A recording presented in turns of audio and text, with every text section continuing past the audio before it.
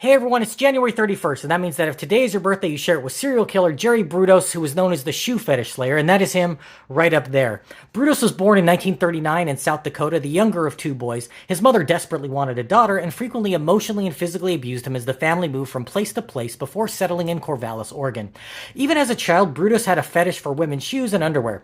He found a pair of stiletto heels in a junkyard that he played with until he was caught by his mother, who burned them. In the first grade, he attempted to steal his teacher's shoes, but was caught and embarrassed in front of the class. In his teenage years, Brudos stalked local women, rendering them unconscious by choking them out and fleeing with their footwear. When he was 17, his attacks escalated, beating and sexually assaulting a young woman, threatening her at knife point into obeying his sexual whims.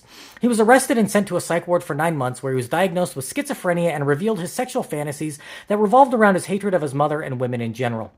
Brudos fooled doctors into believing that he was well enough to be released, and he kept it together long enough to graduate high school in 1957. He joined the army but was discharged due to his bizarre obsessions and eventually found work as an electronics technician. Married to a 17-year-old girl in 1961, he forced his blushing bride to do housework in the nude, wearing nothing but a pair of heels while he photographed her.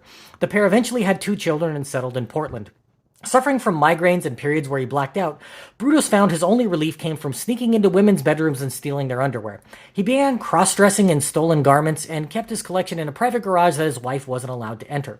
Beginning in 1968, he graduated to killing his victims, his first being an attack on a door-to-door saleswoman who he lured into his basement, strangling her to death while his own mother and children were upstairs. He then dressed and photographed her corpse and various items from his stash of shoes and underwear. He cut off her left foot with a hacksaw and kept it in a freezer while dumping the rest of her body in the Willamette River. Later that year, Brudos abducted, raped, and killed a woman he found at the side of the road waiting for help for her disabled vehicle. He engaged in necrophilia with her corpse while hanging it from a pulley. He removed one of her breasts and made a mold of it that he used as a paperweight before dumping the body and rotting foot of his first victim in the river. He twice more killed again in similar fashion, and attempted to abduct 2 other victims who luckily escaped. Students at nearby Oregon State University had been receiving calls from Brudos asking them for blind dates, and when police interviewed them in a search for clues, he was identified. After his arrest, he confessed to his crimes and was convicted and sent to prison for 3 consecutive terms of life.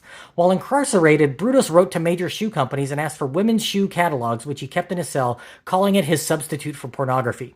He died of liver cancer in prison in 2006, at which time he had become Oregon's longest-serving inmate.